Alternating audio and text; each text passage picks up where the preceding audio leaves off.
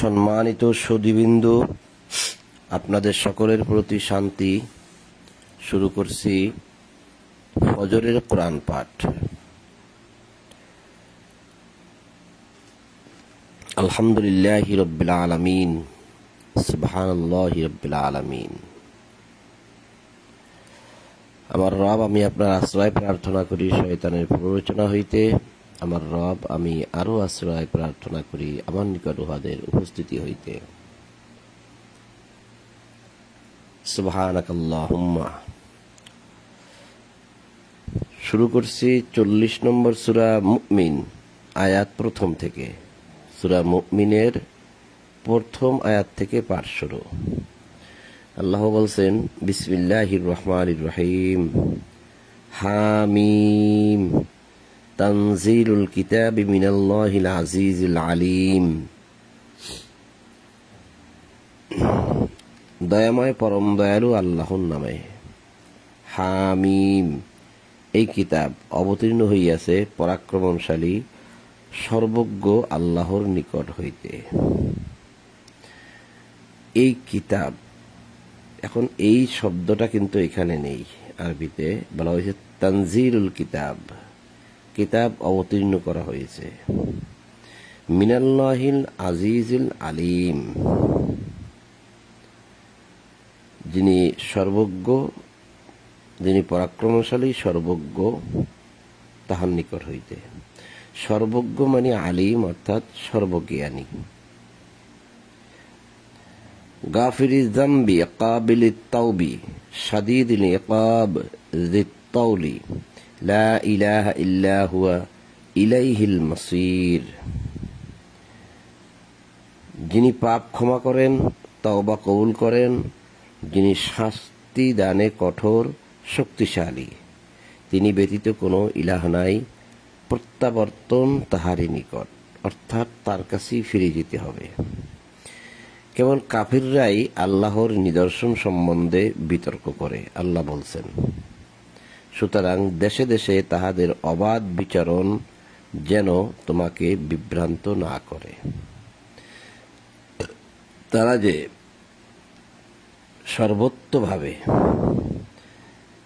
সর্বত্রভাবে যেভাবে অবাধে বিচরণ করে, কোনো বাধা বিঘ্ন ছাড়া, এমনকি তারা তাদের চলাফেরা চলন বিচরণ এমন যে মানে তারা কাউকে তোয়াক্কা করে না, পরোয়া করে না, এই বিষয়টা তোমাকে যেন বিভ্রান্ত না করে। অর্থাৎ তারা এভাবে চলুক, তুমি দেখে হতাশা হওয়ার কিছু নাই, ব্যথা পাওয়ার কিছু নেই যে এত বললাম, এত ডাকলাম, তারা শোনে না, আমাদের সামনেই তারা এইভাবে চলাফেরা করে। এভাবে তোমাকে, এ বিষয়ে তোমার কোন বিভ্রান্ত হওয়ার কোনো সুযোগ নেই, কোনো প্রয়োজনই নেই। ইহাদের পূর্বে নূহের সম্প্রদায় এবং তাহাদের পরে অন্য অন্য দলও অস্বীকার করিয়াছিল। প্রত্যেক সম্প্রদায় নিজ নিজ রাসূলকে আবদ্ধ করিবার অভিসন্ধি করিয়াছিল এবং উহারা অসার তর্কে লিপ্ত হইয়াছিল। উহা দ্বারা সত্যকে ব্যর্থ করিয়া দিবার জন্য। ফলে আমি উহাদেরকে পাকড়াও করিয়াছিলাম এবং কত কঠোর ছিল আমার শাস্তি। এইভাবে কাফেরদের ক্ষেত্রে সত্য হইল তোমার প্রতিপালকের বাণী, ইহারা জাহান্নামী। আসহাবুন নার, তাহারা জাহান্নামী। আন্নাহুম আসহাবুন নার, যাহারা আরশ ধারণ করিয়া আছে এবং যাহারা ইহার চতুর্পার্শ্বে ঘিরিয়া আছে, তাহারা তাহাদের প্রতিপালকের পবিত্রতা ও মহিমা ঘোষণা করে।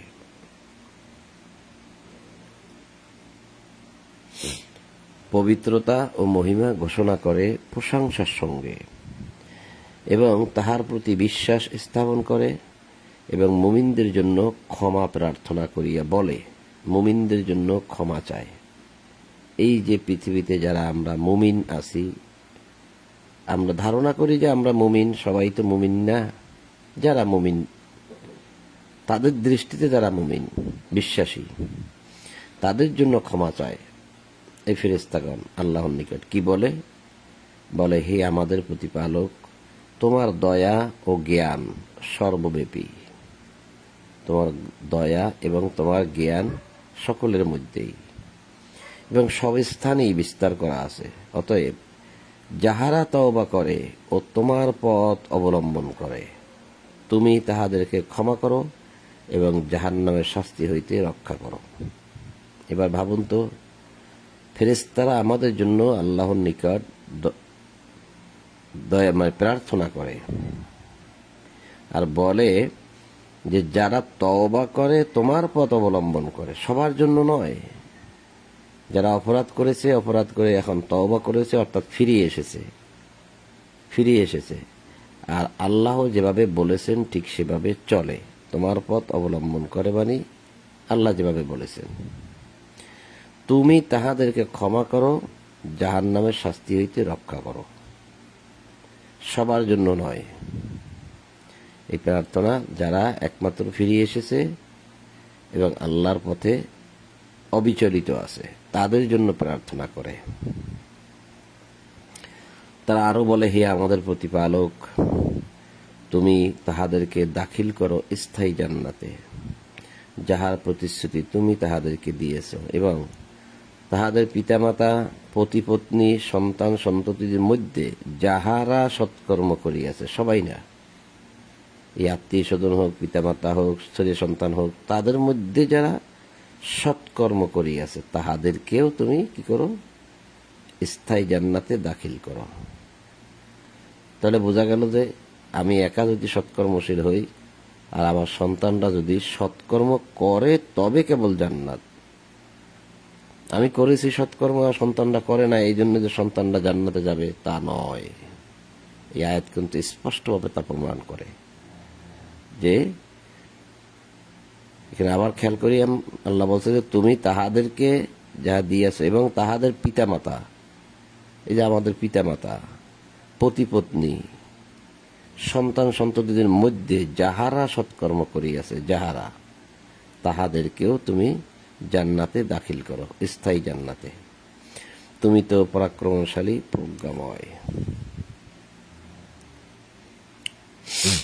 এবং তুমি তাহাদেরকে শাস্তি হইতে রক্ষা করো। সেই দিন তুমি যাহাকে শাস্তি হইতে রক্ষা করিবে তাহাকে তো অনুগ্রহই করিবে, ইহাই তো মহাসাফল্য। নিশ্চয় কাফেরদেরকে উচ্চ কণ্ঠে বলা হইবে, তোমাদের নিজেদের প্রতি তোমাদের ক্ষোভ অপেক্ষা আল্লাহর অপ্রসন্নতা ছিল অধিক, যখন তোমাদেরকে ঈমানের প্রতি আহ্বান করা হইয়াছিল, অর্থাৎ ঈমানের দিকে ডাকা হইয়াছিল, আর তোমরা তাহা অস্বীকার করিয়াছিলে। উহারা বলিবে, হে আমাদের প্রতিপালক। কাফেররা বলবে বিচার দিবসে, আল্লাহকে বলবে, হে আমাদের প্রতিপালক, তুমি আমাদেরকে প্রাণহীন অবস্থায় দুইবার রাখিয়াছ।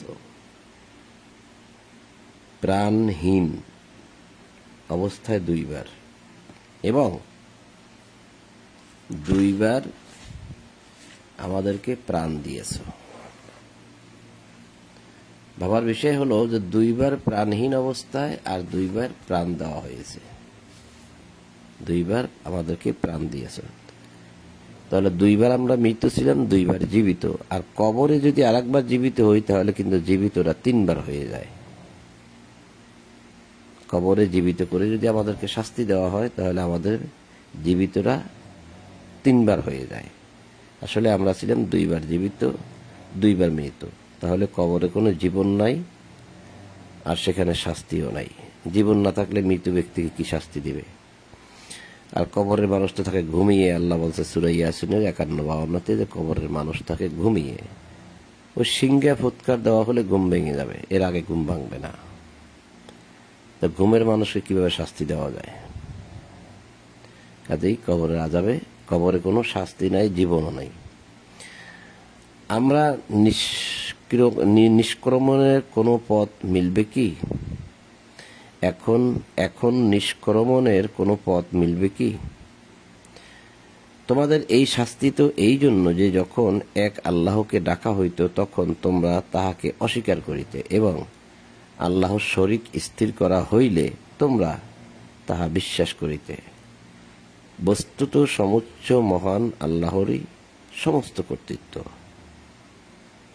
তা আল্লাহকে যখন ডাকা হয় যে আল্লাহর দিকে আসো, আল্লাহর কথা মানো, তখন তোমরা তাহাকে অস্বীকার করতে। আর যদি আল্লাহর শরীক করা হতো তখন তোমাদের কাছে তা ভালো লাগতো, তোমরা তাই বিশ্বাস করতে। এখন আমরা যদি আল্লাহ শরীক করি, কিভাবে শরীক করি? আমরা আল্লাহ শরীক করি, শরীক করি, শরীক করি, কেউ কি বলে? এরকম তো বলে না। অর্থাৎ কাজে কর্মে আমরা এমন কিছু পালন করি যা আল্লাহর শরীক হয়, সবই আমাদের অজান্তে হয়। অর্থাৎ আমরা আল্লাহর আইন বাদ দিয়ে যখন মানুষের আইন দিয়ে আল্লাহর ইবাদত করব, আল্লাহ যে বিধান দিয়েছেন এই কিতাবের মধ্যে, সেই বিধান বাদ দিয়ে যখন মানুষের তৈরি করা বিধান দিয়ে ইবাদত করব, আল্লাহকে ডাকব, ঠিক তখন হবে গিয়া আল্লাহ শরীক। এটাই কিন্তু কিতাবের বিধান, যা বোঝা যায়।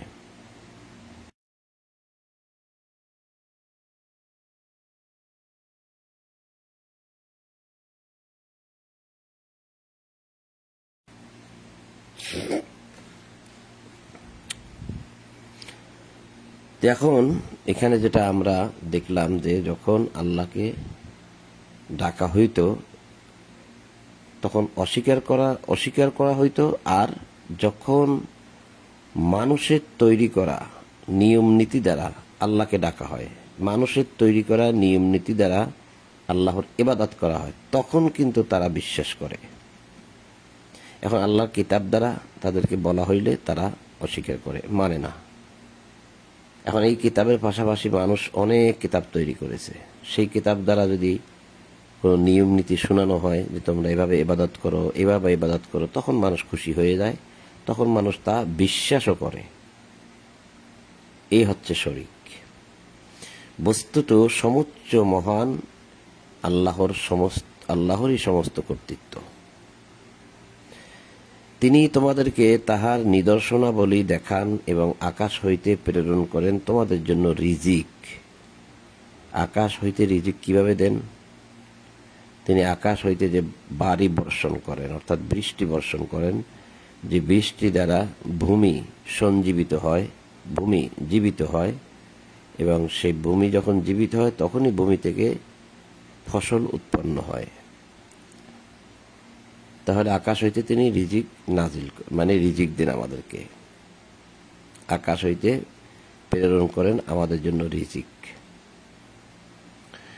আল্লাহ অভিমুখী ব্যক্তি উপদেশ গ্রহণ করে, যে আল্লাহর দিকে ফিরিয়ে আসে, যে আল্লাহকে অবলম্বন করে, সে ব্যক্তি কেবল ওমা ইয়াতাযাক্কারু, সে ব্যক্তি কেবল উপদেশ গ্রহণ করে। সুতরাং আল্লাহকে ডাকো তাহার আনুগত্যে একনিষ্ঠ হইয়া, যদিও কাফিররা ইহা অপছন্দ করে। তাহারই আনুগত্যে একনিষ্ঠ হইয়া আল্লাহকে ডাকো। তিনি সমুচ্চ মর্যাদার অধিকারী, রফিউদ দারাজাত ইজুল আরশ। তিনি সমুচ্চ মর্যাদার অধিকারী, আরশের অধিপতি। তিনি তাহার বান্দাদের মধ্যে যাহার প্রতি ইচ্ছা ওহী প্রেরণ করেন, স্বীয় আদেশ সহ, যার প্রতি ইচ্ছা, যাকে ভালো লাগে। সবার কাছেই যে ওহী প্রেরণ করেন তা তো আল্লাহ বলেননি, যাহার প্রতি ইচ্ছা। আর কিছু মানুষ এখন অবশ্য বলে যে ওহী আপনার কাছেও হয়, ওহী আপনার কাছেও হয়, মানে ওহী আমাদের কাছেও হয়, প্রত্যেকের কাছেই নাকি ওহী হয়। কিন্তু এখানে দেখা যাচ্ছে যাহার প্রতি ইচ্ছা ওহী প্রেরণ করেন, তাহলে সকলের নিকট হয় না। স্বীয় আদেশ সহ, যাহাতে সে সতর্ক করিতে পারে কিয়ামত দিবস সম্পর্কে, যেদিন মানুষ বাহির হইয়া পড়িবে, সেদিন আল্লাহর নিকট উহাদের কিছুই গোপন থাকিবে না। বলা হবে, আজ কর্তৃত্ব কাহার? লিমানিল মুলকুল ইয়াউম, ইয়াউম আজ, মুল্লুক রাজত্ব কার? লিল্লাহিল ওয়াহিদিল কাহার, আল্লাহরই কর্তৃত্ব কার? আল্লাহরই, যিনি এক পরাক্রমশালী। লিমানিল মুলকুল ইয়াউম লিল্লাহিল ওয়াহিদিল কাহার।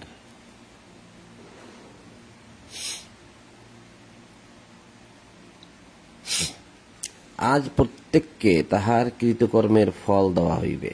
আজ কোনো জুলুম করা হইবে না। আল্লাহ হিসাব গ্রহণে তৎপর। উহাদেরকে সতর্ক করিয়া দাও আসন্ন দিন সম্পর্কে, যখন দুঃখ কষ্টে উহাদের প্রাণ কণ্ঠাগত হইবে, মানে তাদের প্রাণটা বের হয়ে যাবে, কণ্ঠ দিয়ে মানে গলা দিয়ে মুখ দিয়ে বের হয়ে যেতে চাইবে। সেই দিন সম্পর্কে সতর্ক করে দাও। জালিমদের জন্য কোনো অন্তরঙ্গ বন্ধু নাই, যাহার সুপারিশ গ্রহণ হইবে বা যাহার সুপারিশ গ্রাহ্য করা হইবে এমন কোনো সুপারিশকারীও নাই। অথচ আমরা শুনি থাকি যে সুপারিশ করবেন, সুপারিশ ছাড়া কেউ জান্নাতে যাবে না ইত্যাদি, কিন্তু আল্লাহ বারবার বলছে কোনো সুপারিশকারী নেই। চক্ষুর অপব্যবহার ও অন্তরে যাহা গোপন আছে সে সম্বন্ধেও তিনি অবহিত।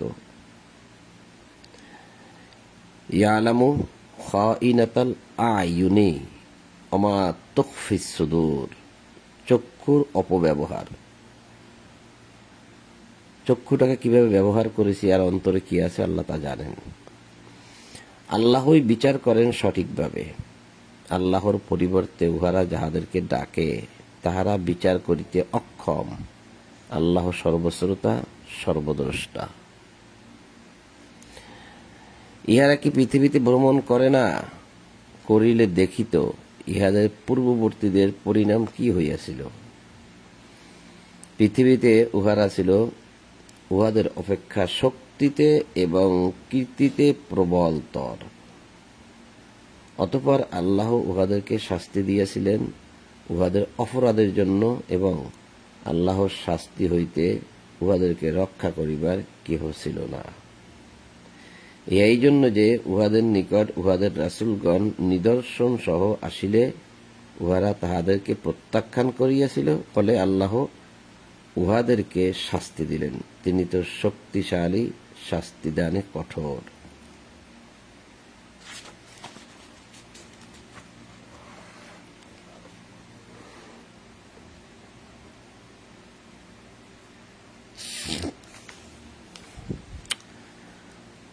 আমি আমার নিদর্শন ও স্পষ্ট প্রমাণ সহ মূসাকে প্রেরণ করিয়াছিলাম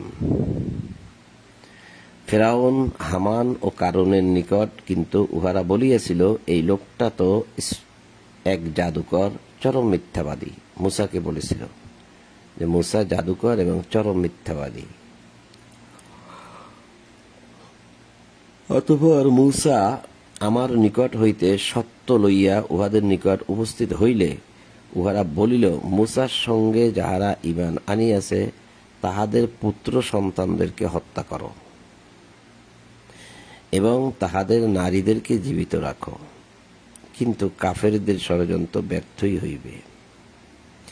ফিরআউন বলিল, আমাকে ছাড়িয়া দাও, আমি মূসাকে হত্যা করি এবং সে তাহার প্রতিপালকের শরণাপন্ন হোক।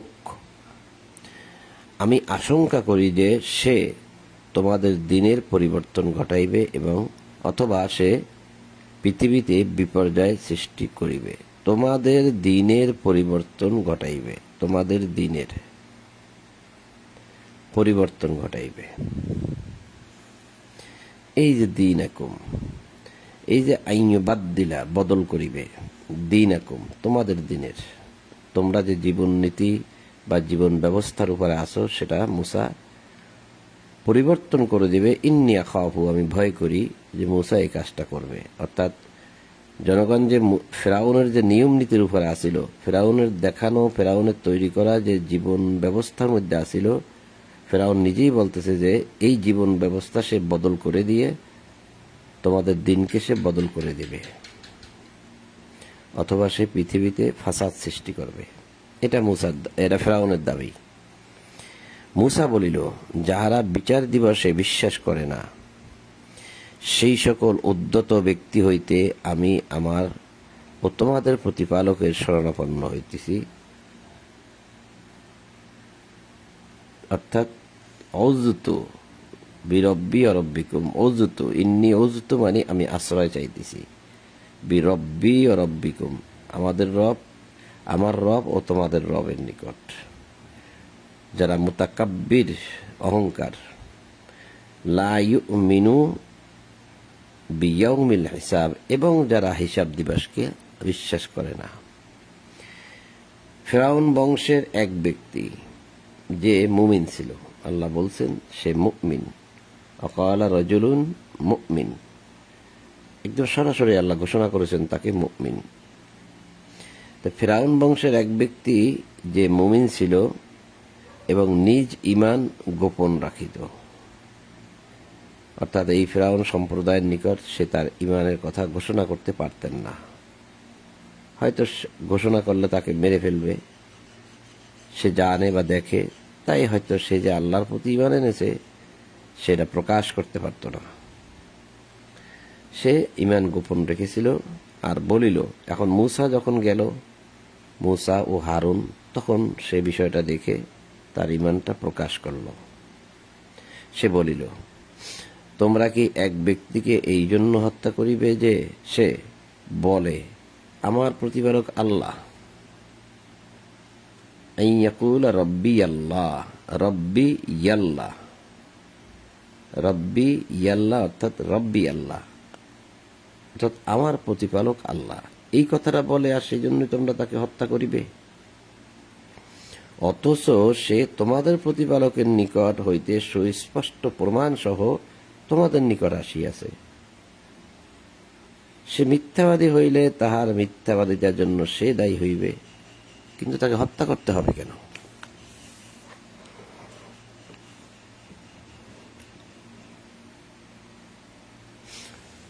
আর যদি সে সত্যবাদী হয়, তবে সে তোমাদেরকে যে শাস্তির কথা বলে তাহার কিছু তো তোমাদের উপর আপতিত হইবেই, সে শাস্তিতে তোমাদের নিকট আসবেই। নিশ্চয়ই আল্লাহ সীমালঙ্ঘনকারী ও মিথ্যাবাদীকে সৎপথে পরিচালিত করেন না। এই ফিরআউন সম্প্রদায়ের এক ব্যক্তি যে ঈমান গোপন রাখিছিল সে বলতেছে, সে আরো বলতেছে, হে আমার সম্প্রদায়, আজ কর্তৃত্ব তোমাদের। ইয়া কওমি লাকুমুল মুলকুল ইয়াউম, ইয়াউম, আজকে যে কর্তৃত্ব ক্ষমতা সবই আজকে তোমাদের, দেশে তোমরাই প্রবল। কিন্তু আমাদের উপর আল্লাহর শাস্তি আসিয়া পড়িলে কে আমাদেরকে সাহায্য করিবে? ফিরআউন বলিল, আমি যাহা বুঝি আমি তোমাদেরকে তাহাই বলিতেছি। আমার বিবেকে যেটা ধরেছে সেটাই আমি তোমাদেরকে বলি। আমি তোমাদেরকে কেবল সৎপথ দেখাইয়া থাকি। ফিরআউন নাকি মানুষকে সৎপথ দেখায়। কেমন কথা? আমা আহাদিকুম, আমি হিদায়াত দেই, ইলা সাবিলার রশাদ, সৎপথের দিকে। মুমিন ব্যক্তিটি আরো বলিল, হে আমার সম্প্রদায়, আমি তোমাদের জন্য পূর্ববর্তী সম্প্রদায় সমূহের শাস্তি দিনের অনুরূপ দুর্দিনের আশঙ্কা করি, যেমন ঘটিয়াছিল নূহ, আদ, সামুদ এবং তাহাদের পূর্ববর্তীদের ব্যাপারে। তাহলে নূহেরও পূর্ববর্তীদের ব্যাপারে আল্লাহ তো বান্দাদের প্রতি কোনো জুলুম করিতে চান না। এই ব্যক্তি বলতেছে, এখনো কথা বলতেছে। তারপরে তিনি আরো বলেন যে, হে আমার সম্প্রদায়, আমি তোমাদের জন্য আশঙ্কা করি আর্তনাদ দিবসের, যে দিবসে তোমরা আর্তনাদ করবে, কান্নাকাটি করবে আল্লাহর নিকট, কিন্তু আল্লাহ কিছুতেই আর ক্ষমা করবেন না, অর্থাৎ বিচার দিবসের। যেদিন তোমরা পশ্চাৎ ফিরিয়া পলায়ন করিতে চাইবে আল্লাহর শাস্তি হইতে, তোমাদেরকে রক্ষা করিবার কেহ থাকিবে না। আল্লাহ যাহাকে পথভ্রষ্ট করেন তাহার জন্য কোনো পথ প্রদর্শককারী নাই। এই লোকটা বলল যে, ওমাই ইয়ুদলিল্লাহু ফামা লাহু মিন হাদ, কোনো হেদায়েতকারী নাই যদি আল্লাহ কাউকে পথভ্রষ্ট করেন।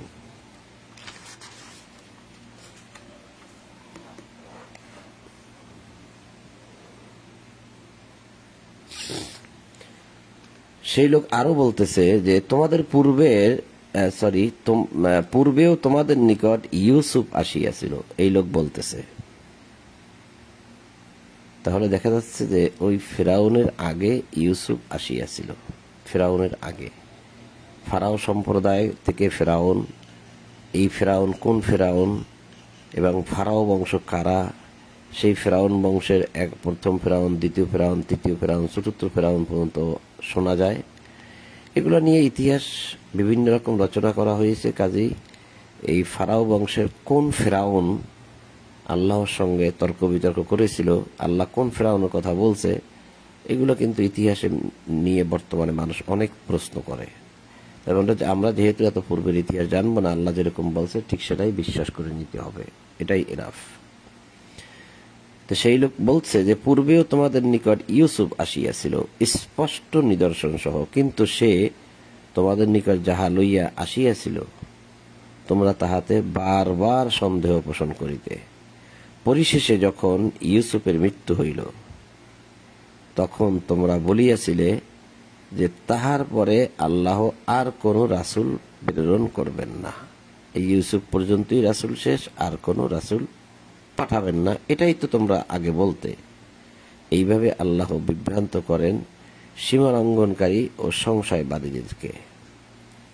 এই তারা অস্বীকার করার কারণে তারা এই কথাগুলো বলতো, আর এই কথা দ্বারা আল্লাহ তাদেরকে বিভ্রান্ত করতেন। সেই লোক আরো বলে যে যাহারা নিজেদের নিকট কোনো দলিল প্রমাণ না থাকিলেও আল্লাহর নিদর্শন সম্পর্কে বিতণ্ডায় লিপ্ত হয়, অর্থাৎ তর্ক করে, তাহাদের এই কর্ম আল্লাহ এবং মুমিনদের দৃষ্টিতে অতিশয় ঘৃণিত। কোনো প্রমাণ নাই। আল্লাযীনা ইয়াজাদিলুনা ফি আয়াতিল্লাহ, তর্ক করে আল্লাহর আয়াত সম্পর্কে, বিগৈরি সুলতান আতাহুম, নেই কোনো সুলতান তার নিকট, এমতো অবস্থায় যে নেই কোনো প্রমাণ তার উপরে, তারপরেও তারা কি করে আল্লাহর আয়াত নিয়ে তর্ক করে। তাহাদের এই কর্ম আল্লাহর দৃষ্টিতে আর মুমিনদের দৃষ্টিতে অতি ঘৃণিত। এইভাবে আল্লাহ প্রত্যেক উদ্যত ও স্বৈরাচারী ব্যক্তির হৃদয়কে মোহর করিয়া দেন। ফিরআউন বলিল, হে হামান, আমার জন্য তুমি নির্মাণ করো এক সুউচ্চ প্রাসাদ, যাহাতে আমি পাই অবলম্বন আসমানের আরোহণের। একটি প্রাসাদ নির্মাণ করো যেখানে উঠে আমি আসমানের অবলম্বন পাই, যেন দেখিতে পাই মুসার ইলাহাকে। এমন একটা প্রাসাদ তৈরি করো যেখানে উঠে আমি মুসার ইলাহাকে দেখতে পাই। তবে আমি তো উহাকে মানে মুসাকে মিথ্যাবাদী মনে করি। মুসা যে আল্লাহর কথা বলতেছে সে নাকি মিথ্যা। এইভাবে ফেরাউনের নিকট শোভনীয় করা হইয়াছিল তাহার মন্দ কর্মকে, তার মন্দ কাজগুলোকে তার নিকট শোভন করে দেখানো হয়েছিল, এবং তাহাকে নিবৃত্ত করা হইয়াছিল সরল পথ হইতে। সে যেহেতু এরকমভাবে বাধা প্রদানকারী, তাই তাকে আর সরল পথ দেখাবে না আল্লাহ, সমস্ত সরল পথের সমস্ত পথ বন্ধ করে দেওয়া হয়েছিল। এবং ফেরাউনের ষড়যন্ত্র ব্যর্থ হইয়াছিল সম্পূর্ণরূপে। ৩৮ নম্বর আয়াতে এই ব্যক্তি আরো বলতেছেন যে মুমিন ব্যক্তিটি বলিল, হে আমার সম্প্রদায়, হে আমার কওম, হে আমার জাতির লোকেরা, তোমরা আমার অনুসরণ করো, আমি তোমাদেরকে সঠিক পথে পরিচালিত করিব। ওয়াকালাল্লাযীনা আমানা ইয়া কওমিত্তাবিউন আহদিকুম সাবিলার রাশাদ, আমাকে অনুসরণ করো, আমি তোমাদেরকে সরল পথ দেখাবো। তাহলে বোঝা যাচ্ছে যে মানুষকে অনুসরণ করতে পারে। যে মানুষ আল্লাহ অভিমুখী হয়ে আছে, তাহলে আপনি আমি যদি তার অনুসরণ করি, সে মানুষ আমাদেরকে সঠিক পথ দেখাবে। সে আরো বলছে, হে আমার সম্প্রদায়, এই দুনিয়ার জীবন তো অস্থায়ী উপভোগের বস্তু, এবং আখিরাতি হইতেছে চিরস্থায়ী আবাস। কেহ মন্দ কর্ম করিলে সে কেবল তাহার কর্মের অনুরূপ শাস্তি পাইবে, এবং পুরুষ কিংবা নারীর মধ্যে যাহারা মুমিন হইয়া সৎকর্ম করে তাহারা দাখিল হইবে জান্নাতে, সেখানে তাহাদেরকে দেওয়া হইবে অপরিমিত জীবন উপকরণ, অর্থাৎ ইয়ারযুকু ফিহা বিগৈরি হিসাব, যার কোনো হিসাব নাই, এত ইউরজাকুনা এত রিজিক দেওয়া হবে তাকে। আরো বলতেছেন সে যে হে আমার সম্প্রদায়, কি আশ্চর্য, আমি তোমাদেরকে আহ্বান করিতেছি মুক্তির দিকে, আর তোমরা আমাকে ডাকিতেছ অগ্নির দিকে। তোমরা আমাকে বলিতেছ আল্লাহকে অস্বীকার করতে এবং তাহার সমকক্ষ দাঁড় করাইতে, যাহার সম্পর্কে আমার কোনো জ্ঞান নাই। পক্ষান্তরে আমি তোমাদেরকে আহ্বান করিতেছি পরাক্রমশালী ক্ষমাশীল আল্লাহর দিকে। নিঃসন্দেহে তোমরা আমাকে আহ্বান করিতেছ এমন একজনের দিকে যে দুনিয়া ও আখিরাতে কোথাও আহ্বানের যোগ্য নয়। বস্তুত আমাদের প্রত্যাবর্তন তো আল্লাহরই নিকট এবং সীমা লঙ্ঘনকারীরাই জাহান্নামের অধিবাসী। আমি তো তোমাদেরকে যাহা বলিতেছি তোমরা তাহা অচিরেই স্মরণ করিবে, এবং আমি আমার ব্যাপার আল্লাহতে অর্পণ করিতেছি। আল্লাহ তাহার বান্দাদের প্রতি সবিশেষ দৃষ্টি রাখেন। উফাউযিদু আমরি ইলাল্লাহ, আমি আমার ব্যাপার, আমি আমার কার্যভার সবকিছুই আল্লাহতে অর্পণ করিতেছি। উফাউযিদু আমরি ইলাল্লাহ, অথচ আল্লাহ তাহার বান্দাদের ব্যাপারে সবিশেষ দৃষ্টি রাখেন। ইন্নাল্লাহ বাসীরুম বিল ইবাদ।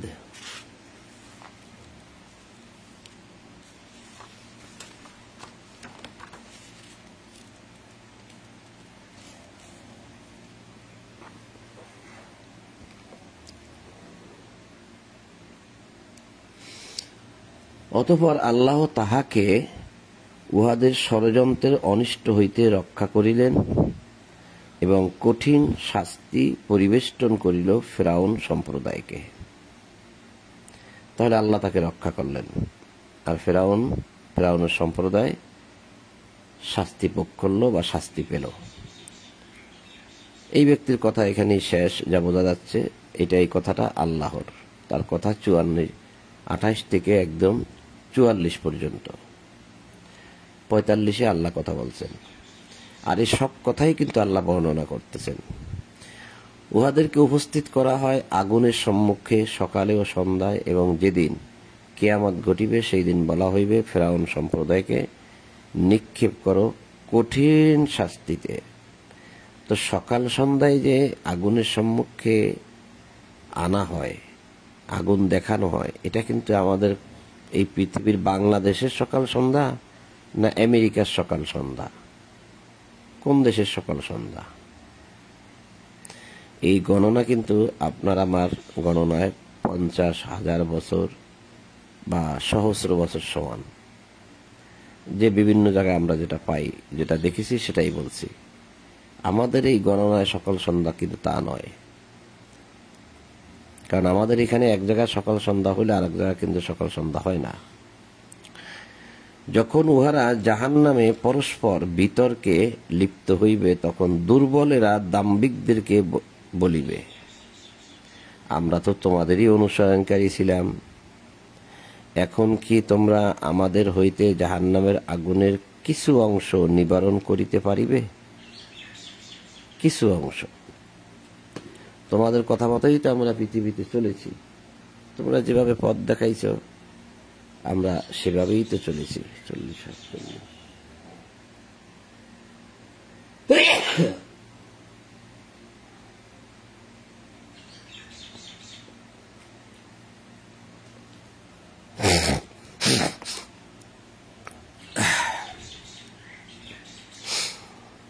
দাম্ভিকরা বলিবে, আমরা সকলেই তো জাহান্নামে আছি। নিশ্চয় আল্লাহ তাহার বান্দাদের বিচার তো করিয়াই ফেলিয়াছেন, এখন আর কে কাকে সাহায্য করবে? অগ্নিবাসীরা জাহান্নামের প্রহরীদেরকে বলিবে, তোমাদের প্রতিপালকের নিকট প্রার্থনা করো, তিনি যেন আমাদের হইতে লাঘব করেন একদিনের শাস্তি। একটা দিন যেন আমাদেরকে শাস্তি না দেওয়া হয়। তাহারা বলিবে, সে জাহান্নামের রক্ষীরা বলিবে, তোমাদের নিকট কি স্পষ্ট নিদর্শন সহ তোমাদের রাসূলগণ আসে নাই? জাহান্নামীরা বলিবে, অবশ্যই আসিয়াছিল। কলু বালা, আসিয়াছিল। জাহান্নামীরা বলিবে, অবশ্যই আসিয়াছিল। প্রহরীরা বলবে, তবে তোমরাই প্রার্থনা করো, আর কাফেরদের প্রার্থনা ব্যর্থই হয়। আমা দোয়াউল কাফিরিনা ইল্লা ফি দলাল, কাফেররা যা দোয়া করে তা সবই ব্যর্থ। তো সম্মানিত উপস্থিতি বন্ধুগণ, এই 40 নম্বর সূরা মুমিনের 50 নম্বর আয়াত পর্যন্ত পাঠ করলাম। ইনশাআল্লাহ পরবর্তীতে 51 থেকে পাঠ হবে।